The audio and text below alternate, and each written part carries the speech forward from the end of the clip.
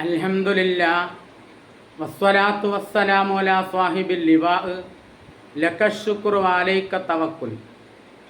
ഇന്നത്തെ ക്ലാസ്സിൽ സംസാരിക്കുന്നത് മനസ്സിനെ ബാധിക്കുന്ന വസുവാസ്, സംശയം, ഊഹാപോഹം, പേടി, വെപ്രാളം എന്നീ രോഗങ്ങളെ ചികിത്സിച്ച് മാറ്റാനുള്ള നല്ലൊരു ആത്മീയ ചികിത്സയെ സംബന്ധിച്ചാണ്.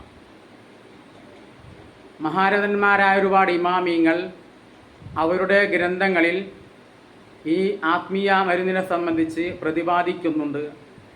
ഇമാം നാദിലി റഹ്മത്തുള്ളാഹി അലൈഹി ഈ മരുന്നിനെ സംബന്ധിച്ച്, ഈ ആത്മീയ ചികിത്സയെപ്പറ്റി പറയുന്നത് നമുക്കൊന്ന് മനസ്സിലാക്കാം. മൻ ഖറഅ സൂറത്തൽ അൻആമി ഹത്താ തക്സിബൂന ഇൻദൽ ഫജ്ർ. ഒരാൾ സൂറത്തുൽ അൻആം തക്സിബൂൻ വരെ പ്രഭാത സമയത്ത് ഓതി. ആദ്യത്തെ 3 ആയത്തുകളാണ് ഈ ഓതേണ്ടത്. സൂറത്തുൽ അൻആമിൽ 1, 2, 3 ആയത്തുകളിൽ ആ 3-ാമത്തെ ആയത്തിൽ തക്സിബൂൻ എന്ന വാക്ക് കാണാം. അങ്ങനെ തക്സിബൂൻ വരെ ഒരാൾ ഓതി, പ്രഭാത സമയത്ത് ഓതി.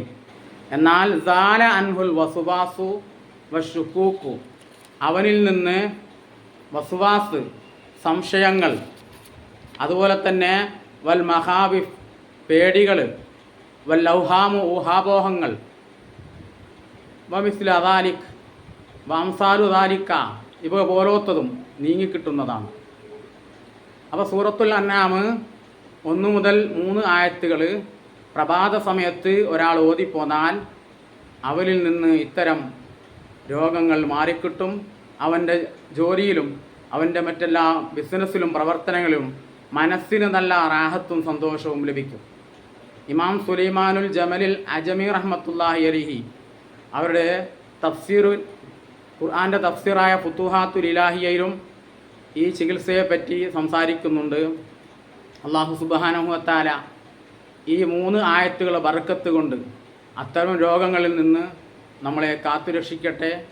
പല ആളുകളും ആവശ്യപ്പെടുന്ന ഒരു ചികിത്സാ രീതിയാണിത്. എനിക്കിങ്ങനെ ഒരു ഊഹവും മറ്റുള്ളവരെ പറ്റി സംശയമുണ്ട്, നീങ്ങിക്കിട്ടാനായി എന്തെങ്കിലും ചെല്ലാനോ ഓതാനോ ഉണ്ടെന്ന് ചോദിക്കാറുണ്ട്. ഇത് കൃത്യമായി ആ പ്രഭാത സമയത്ത് ഓതിപ്പോന്നാൽ ഇത്തരം ബുദ്ധിമുട്ടുകൾ നീങ്ങിക്കിട്ടും. അള്ളാഹു ഇഹപര വിജയികളിൽ നമ്മെ ഉൾപ്പെടുത്തട്ടെ.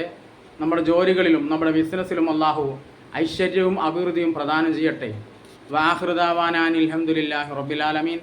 അസ്സലാമു അലൈക്കും വറഹ്മത്തുള്ളാഹി തആല വബറകാതുഹു.